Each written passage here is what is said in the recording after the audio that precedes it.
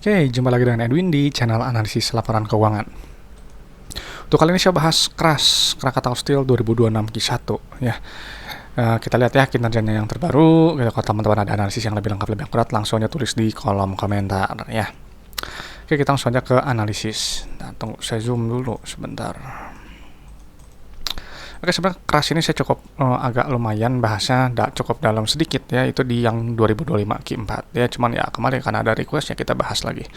Oke, untuk KRAS ini untuk riwayat bagian dividen dulu ya, perusahaannya memang ya terakhir bagi dividen di tahun buku 2011 ya, sampai sekarang nggak ada riwayat bagian dividen ya. Kenapanya? Nah, nanti yang baru pertama kali mungkin nonton video ini kita baru cari KRAS yang terbaru ya, kita nanti bahas ya. Oke ya, buat saya penting perusahaan itu harus bagi dividen. Kenapa? Karena perusahaan yang bagi dividen itu adalah perusahaan yang memang sudah terbukti profit dari bisnisnya ya, dan punya kondisi keuangan yang sehat.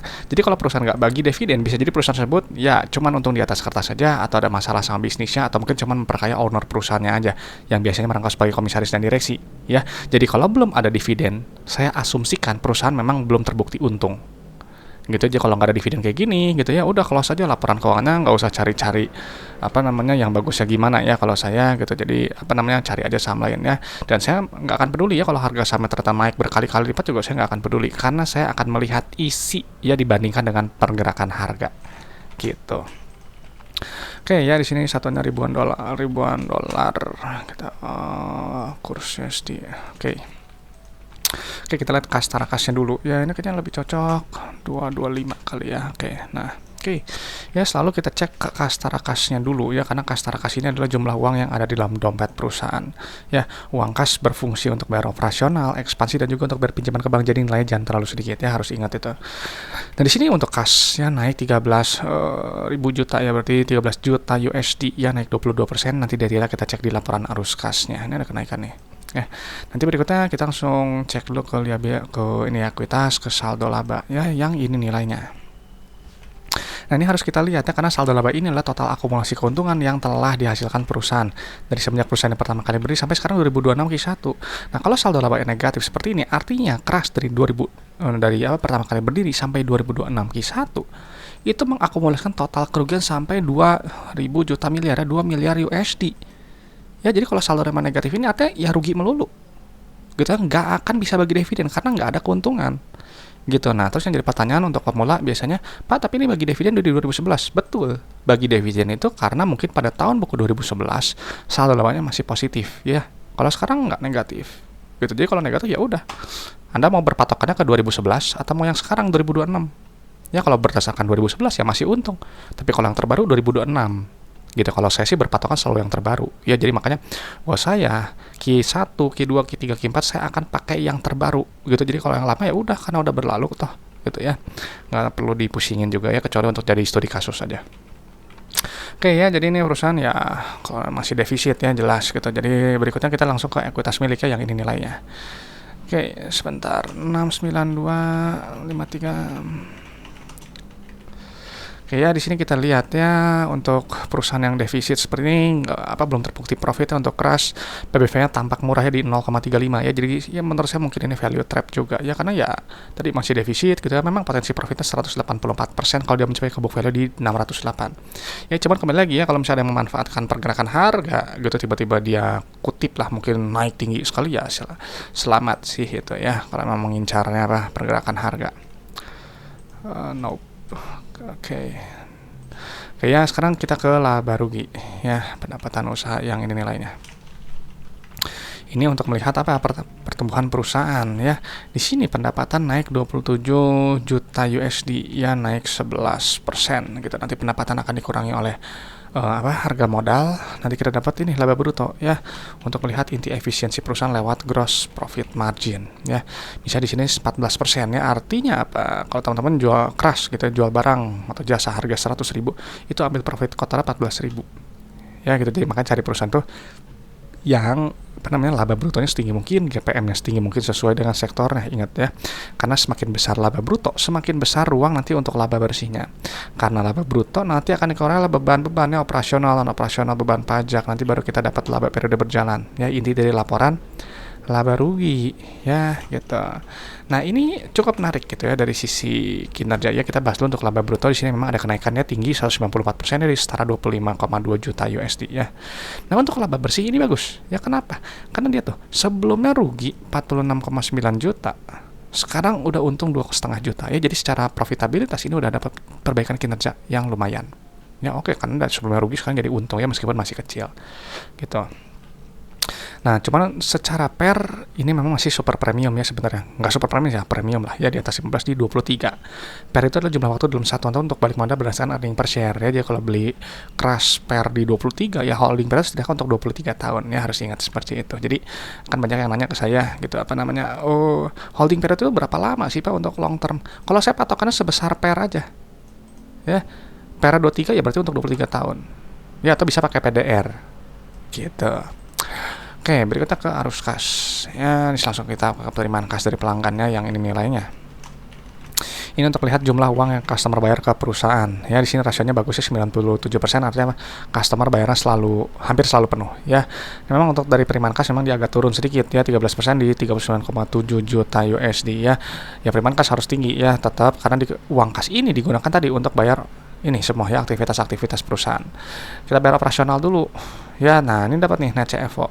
Net CFO itu wajib positif ya, harus ingat, karena kalau dia negatif ada bisnisnya nggak menghasilkan uang tunai, uangnya itu habis untuk bayar operasional aja. Ini lihat nih, terbukti ya tuh, pelanggan customer bayar 256 juta, bayar supplier aja 369 juta, udah habis duluan duitnya ya. Jadi bisnisnya nggak menghasilkan apa-apa gitu. Jadi laba yang seperti ini ya diasumsikan laba di atas kertas gitu. Jadi kan gitu ya. Jadi kalau hati-hati ya, kita harus memvalidasi yang ada di laba rugi dengan laporan arus kas. Jadi kalau dia mencatatkan keuntungan terus tapi CFO-nya negatif ya tadi untung di atas kertas saja, mana buktinya gitu ya. Pasti pernah dengar ya, show me the money gitu ya, show me the cash gitu. Selalu pasti dengar ya istilah apa, frase tersebut gitu. Dan memang itu memang harus dilihat gitu. Oke, jadi ini negatifnya juga makin besar ya, ada jauh penurunan sekali dari sisi CFO gitu ya. Di sini untuk atas CFI-nya di sini nilainya negatif ya, kecil ya, artinya perusahaan ya dia nggak ekspansi ya, cenderung mungkin maintenance saja gitu.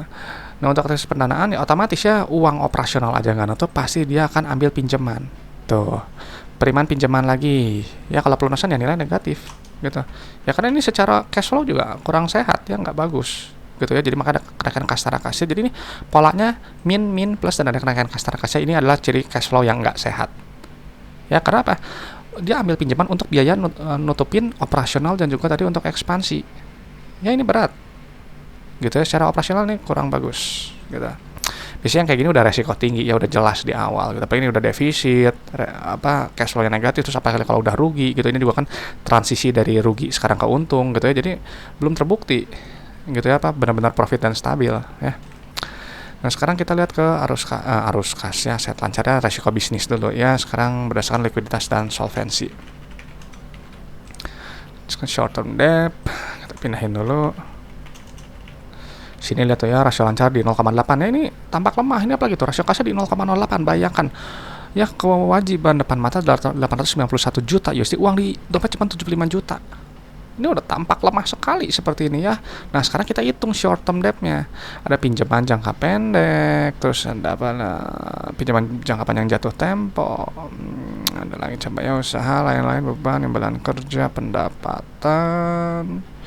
Ini ya cuman dua ini aja nih, kita pindahkan dulu.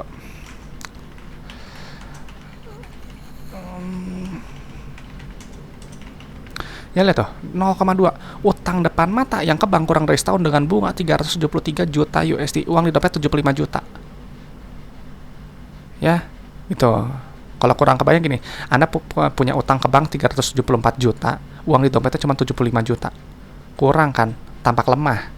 Maka ini benar-benar resiko sangat tinggi ya untuk crash gitu. Ini pernah dibahas kok waktu itu di 2025 Q4 waktu itu, cukup menarik ya. Jadi kalau memang teman-teman mau ada yang sedikit lebih menarik, kalau nggak salah saya crash cukup menarik ya waktu 2025 ya, karena ada temuan waktu itu gitu ya. Jadi bisa apa lebih hati-hati lah ya gitu loh. Oke, berikutnya ke liabilitas ya, jangka panjangnya. Di sini DERT tinggi ya di 2,9 untuk long term debt to equity-nya, ada obligasi ya, terus apa lagi? Ini kenapa ya AVG saya banyak notifnya? belum di ini ya. Kita ambil ini aja ya, 2 ini aja. Ya obligasi wajib ponsel sama ini aja deh.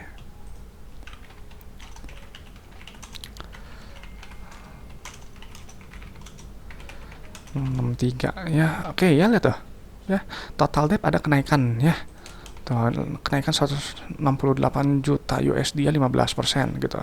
Dan ini udah tampak over leverage ya di 1,18 untuk long term debt to equity-nya. Karena biasanya nilai normal rata-rata itu di maksimal ya 0,5 lah ya, yang sehat gitu kalau konservatif gitu. Jadi udah kesan over leverage ya, resiko takut gagal bayar seperti itu biasanya ya. Nanti kadang kalau udah gagal bayar, udah curiga gagal bayar, biasanya yang seperti ini biasanya ya, nanti ke depan takutnya berpotensi PKPU, biasanya seperti itu gitu ya.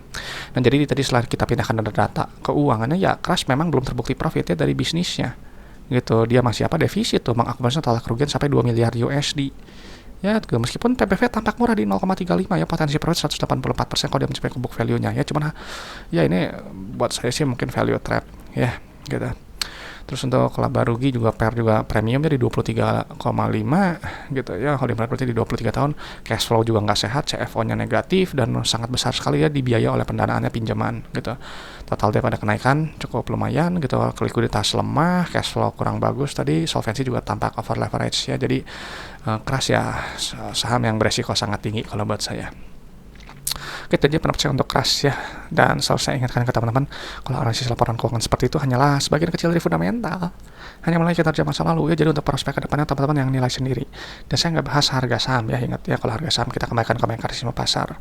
Dan juga untuk valuasi hanya pakai PBV dan PR sederhana aja. Kalau teman-teman ada metode valuasi yang lebih bagus, lebih akurat ya, silakan hitung aja sendiri ya, hitung aja, pakai aja, karena valuasi itu sifatnya subjektif dan relatif ya, berbeda untuk tiap orang. Oke teman-teman, itu aja. Terima kasih sudah menyimak ya. Kalau ada pertanyaan dari Kosam langsung tulis di kolom komentar. Saya Dun dari channel Analisis Laporan Keuangan. Sampai jumpa di video-video berikutnya.